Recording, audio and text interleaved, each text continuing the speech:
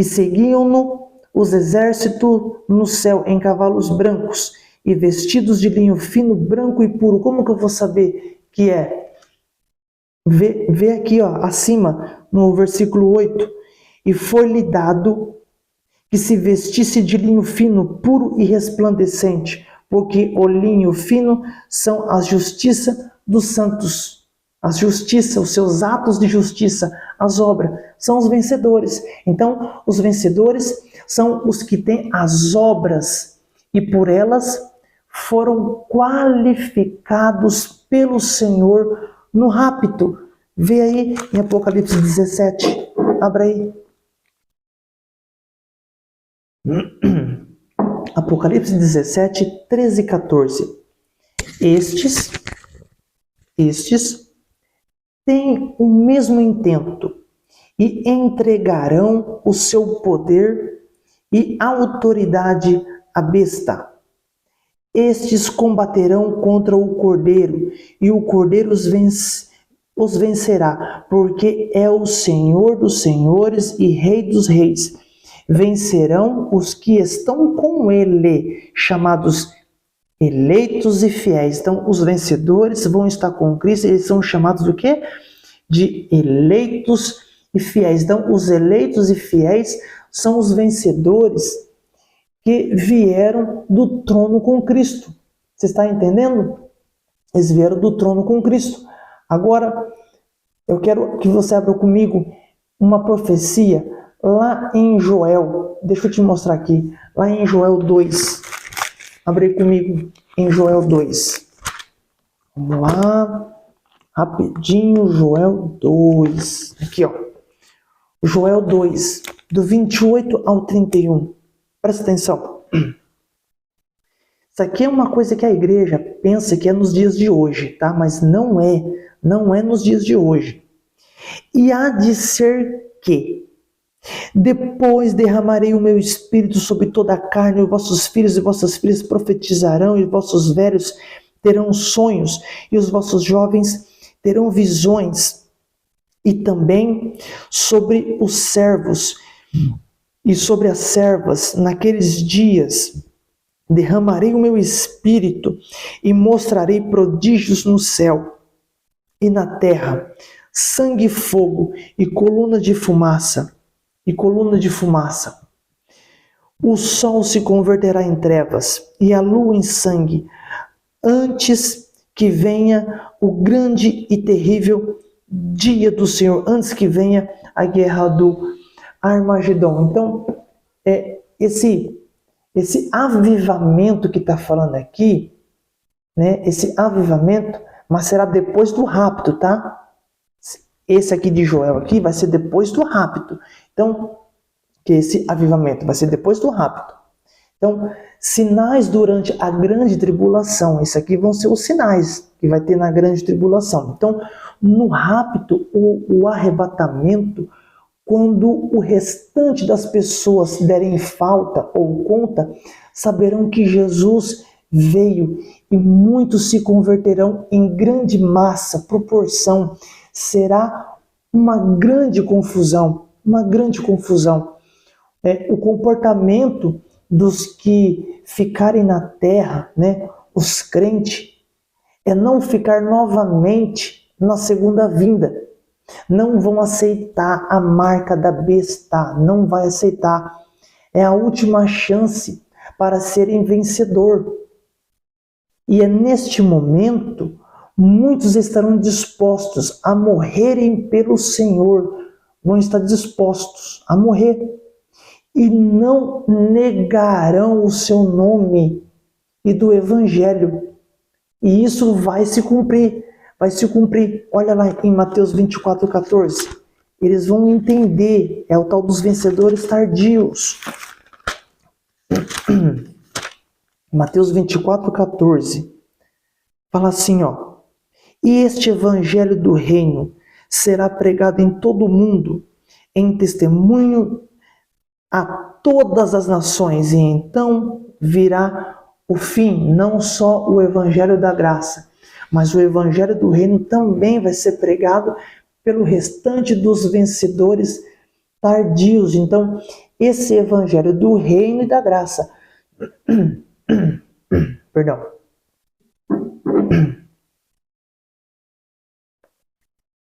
Esse evangelho do reino e da graça, ele será mais pregado na grande tribulação do que nos dias de hoje. Você pode ter certeza.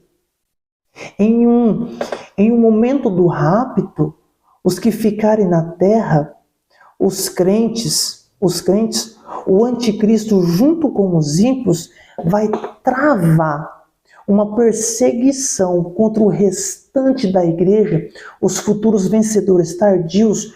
Muitos neste momento serão martirizados pelo nome de Deus em não negá-lo. Guarda o que eu vou dizer. O rapto dos vencedores produzirá o maior avivamento na história. Guarda isso. Vai haver um maior avivamento na história.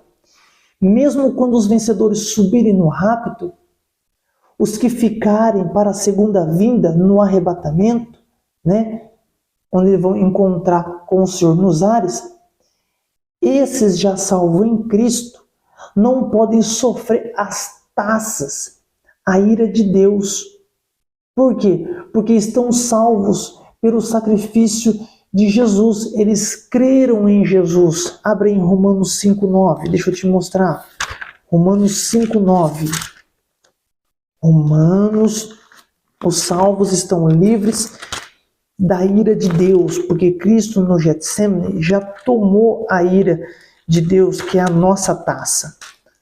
Romanos 5,9. Abre aí, ó. 5,9.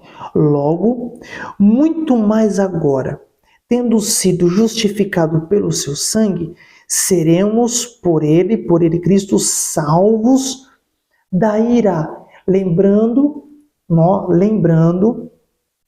que as 7 taças são a ira de Deus. A ira de Deus. Vai lá em Apocalipse 16:1. Apocalipse 16:1. E ouvi, vindo do templo, uma grande voz que dizia aos 7 anjos: Ide, e derramai sobre a terra as 7 taças da ira de Deus. Então, elas serão derramadas sobre a terra. Quando, Danilo? Quando a 7ª trombeta for tocada. Antes do início da grande tribulação, vem o rapto.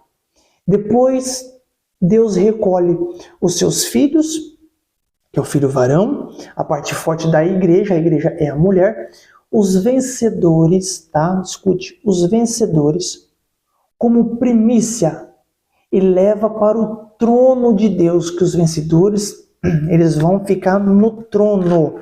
Apocalipse 14, 3 e 4, ó. E cantavam um novo cântico, quem? Os vencedores. Um cântico novo diante do trono, e diante dos 4 animais e dos anciãos. E ninguém podia aprender aquele cântico, senão os 144.000 que foram comprados da terra. Estes são os que não estão contaminados com mulheres, porque são virgens. Estes são os que seguem o Cordeiro para onde quer que vá. Estes são os que dentre os homens foram comprados como primícia, os primeiros frutos, os filhos varões, para Deus e para o Cordeiro. Cordeiro. Você está entendendo? Aqui, esses aí foram levados para o trono, para Deus. Então, e no final da grande tribulação, quando ocorreu o arrebatamento dos salvos em Cristo na terra, dos vencedores tardios, que é no meio da grande tribulação, vestes salpicadas de sangue, o restante da colheita também. Vai haver depois o restante da colheita. Vamos ver isso aí? Apocalipse 7. Estamos terminando, aguenta mais um pouco. Quero transbordar na sua vida, você merece. Apocalipse 7, versículo 13. 13, olha só. E um dos anciãos me falou, dizendo: estes que estão vestidos de vestes brancas, quem são? E de onde vieram? E eu lhe disse: Senhor, tu sabes. E ele disse: estes são os que vieram da grande tribulação e lavaram as suas vestes. Por que lavaram? Vestes salpicadas de sangue. E as branquearam no sangue do Cordeiro. Sangue do Cordeiro. Ó, vê o 16. Nunca mais terão fome. Nunca mais. Não. Abre Apocalipse 14, 16. É Apocalipse 14, 16. Apocalipse 14, 16. Ó.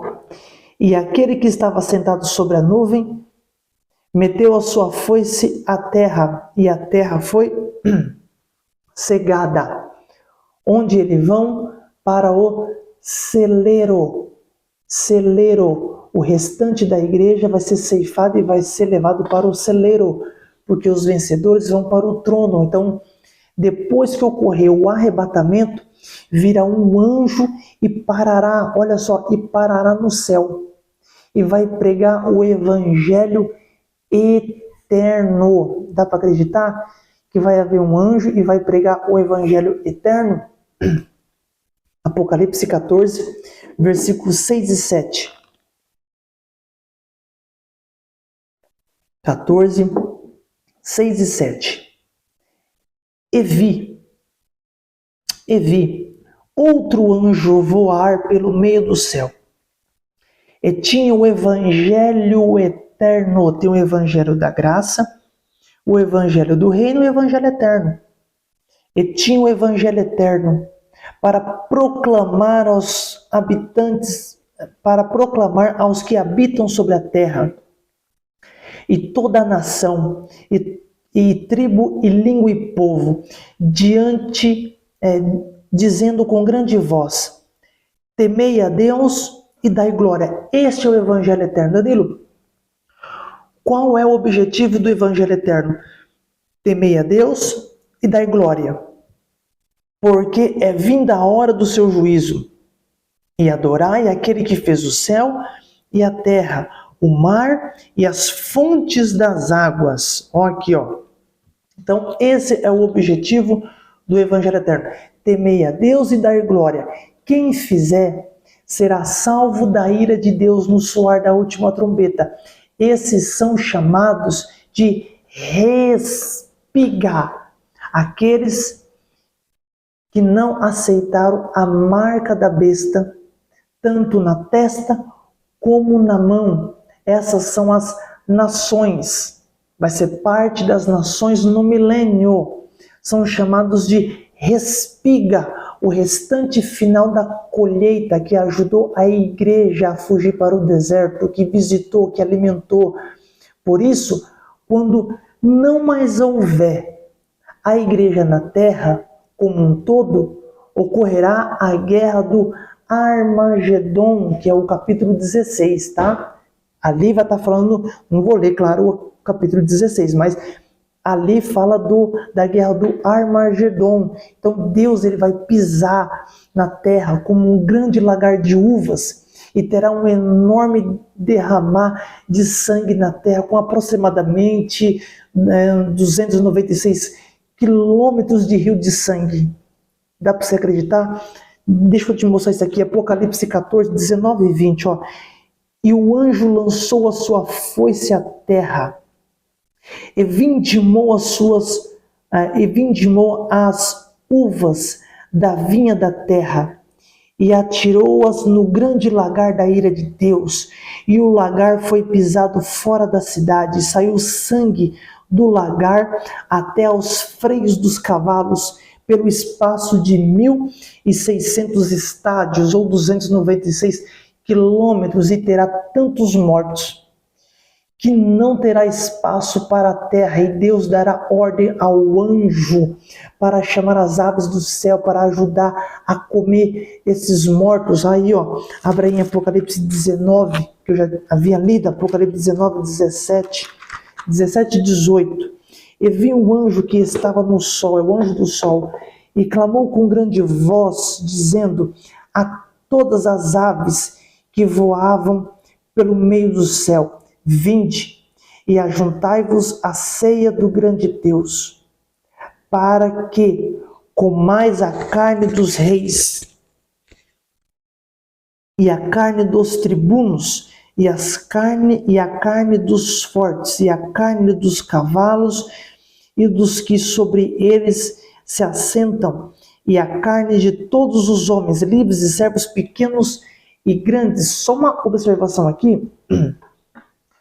Todos nós temos um cálice, não sei se você sabe, todos nós temos um cálice perante Deus de nossos pecados. Quando se transborda, vem o pecado do quê? De morte e de juízo. Ó, vê isso aí, ó, Apocalipse 18. Apocalipse 18. 3, ó. Gente, eu estou transbordando na vida de vocês, hein? Sejam fiéis a isso. Apocalipse 18, do 3 ao 6. Porque todas as nações beberam do vinho da ira da sua fornicação. Ou seja, cada um tem uma taça que quando se enche dessa ira de Deus, ela transborda. Beberam do vinho da ira da sua fornicação, e os reis da terra se fornicaram com ela, e os mercadores da terra se enriqueceram com a abundância das suas delícias.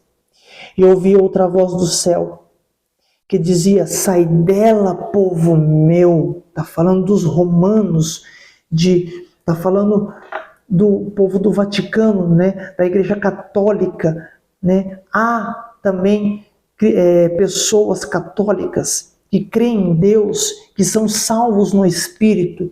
Então essa Babilônia aqui, religiosa, há um povo salvo por Deus. Tanto que ele disse: sai dela, povo meu, para não sejas participantes dos seus pecados, dessa taça, para que não incorras nas suas pragas, porque já os seus pecados se acumularam até o céu. Seus pecados se acumularam nessa taça da ira de Deus, até o céu. E Deus se lembrou das suas iniquidades dela, ou seja, transbordou, tornar-lhes a dar como ela vos tem dado, ou seja, da mesma medida, e retribua-lhe em dobro conforme as suas obras, no cálice em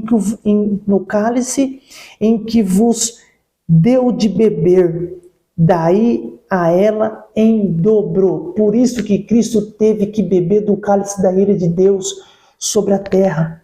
A iniquidade era tanta que nossos pecados já haviam se transbordado, mas Cristo teve que pagar esse preço para nos livrar da morte eterna, da ira de Deus. Deixa eu ler alguns versículos. Abre em Lucas 22, rapidamente, Lucas 22. Lucas 22. Lucas 22. Aqui. Lucas 22, 41 ao 44.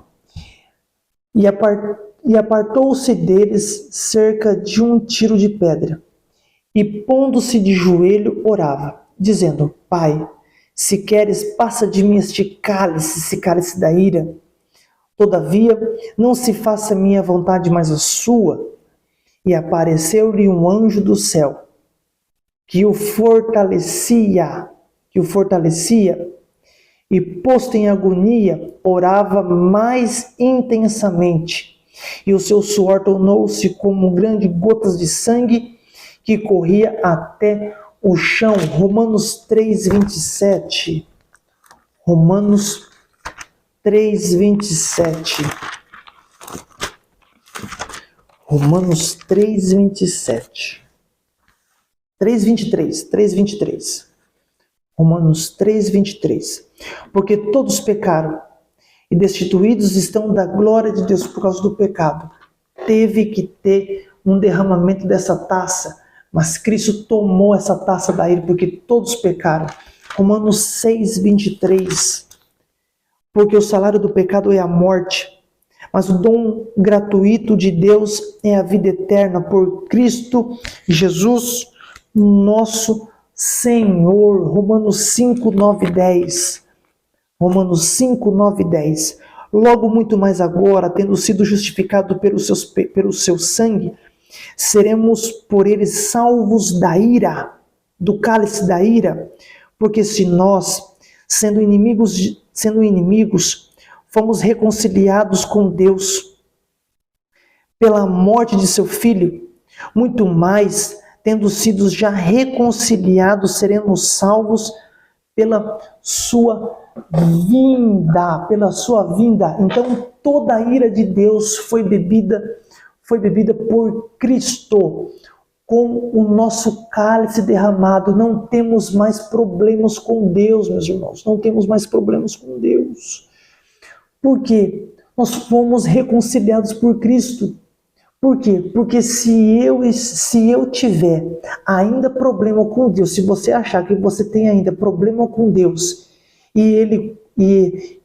se você achar que ainda nós temos problemas com Deus, eu e você, tá? E Ele conosco, pelos nossos pecados, mesmo Cristo sendo morto, será baseado na injustiça. Se você achar que mesmo por causa do sacrifício de Cristo, mesmo ainda, Deus tem algum problema conosco. Então, o sacrifício de Cristo vai ser baseado por injustiça. Por quê? Porque já pelos meus erros, a ira veio sobre Cristo. O pecado ainda tem poder ainda, mas por um leve momento, tá? Por um leve momento. Em nossa alma e corpo, não mais pelo nosso espírito. Por quê? Porque Cristo salvou todos nós em sua morte na cruz, resgatando o nosso espírito. E é impossível nós nos perdermos. É impossível. Abra em 1 Coríntios, deixa eu te mostrar. 1 Coríntios, capítulo 5. Gente, eu estou transbordando. Estou passando coisa aqui que eu já era para ter parado. Mas eu quero te abençoar. Você foi fiel. 1 Coríntios, capítulo 5, do 1 ao 5. Ó, geralmente, se ouve que há entre vós fornicação e fornicação tal, que nem ainda entre os gentios se nomeia, como é haver quem possua a mulher de seu pai. Estais ensoberbecidos, e nem ao menos vos entristecestes, por não ter sido dentre vós tirado quem comeu tal ação. Eu, na verdade, ainda que ausente no corpo, mas presente no espírito, já determinei, como se estivesse presente, que o que tal ato praticou, em nome de nosso Senhor Jesus Cristo, juntos vós e o meu espírito, com o poder de nosso Senhor Jesus Cristo, seja esse tal entregue a Satanás para a destruição da carne, para que o espírito seja salvo no dia do Senhor Jesus. Abra comigo em 1 Timóteo 1:20. 1 Timóteo 1:20. 1 Timóteo 1:20.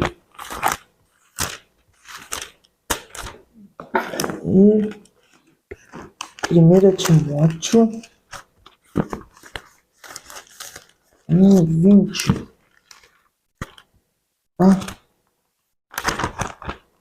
Vou achar 1 Timóteo. 1 Timóteo, 1 Timóteo 1:20 fala assim, ó.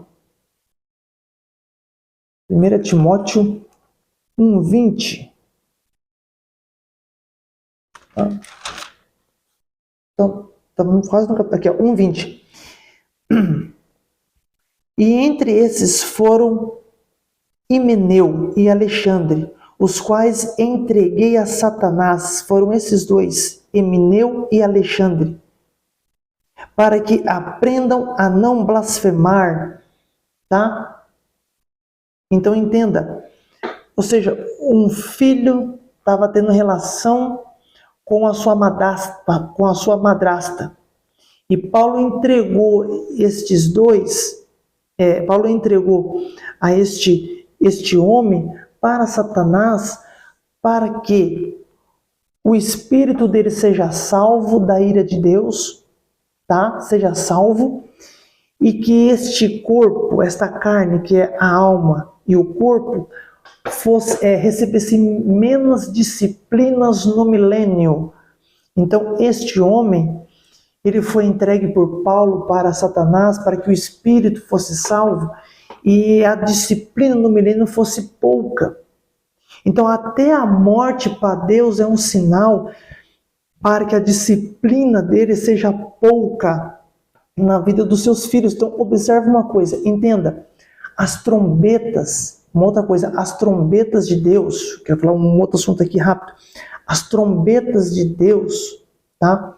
São o juízo de Deus, tá? São o juízo para com os homens, e não ira. Juízo é para trazer o homem de volta a Deus, né? O número 4 com o número 3. O número 4 representa o número do homem, e o número 3 também representa a Trindade, tá? É o número também de Deus, entenda isso, é o número de Deus, tá? O 4 é o número do homem, e o 3 também ele vai representar o número de Deus. É 4 e 3, tá? Então, toda vez que conjunto de 4 estiver na frente do conjunto de 3, é o homem se aproximando de Deus. Quando você vê na Bíblia conjunto de 3 e depois o conjunto de 4, é o homem saindo de Deus, é o homem caindo em decadência. Tudo bem? Guarda isso aí. Isso aí eu vou aprofundar na imersão do Apocalipse, tá? Então, o juízo tem o poder, tá? Tem o poder de atingir os salvos, o juízo, mas a ira de Deus não pode atingi-los. Estão livres por causa da morte de Cristo. Quando bebeu o nosso cálice diante da ira de Deus, fomos remidos por Cristo. Abre em Romanos 8.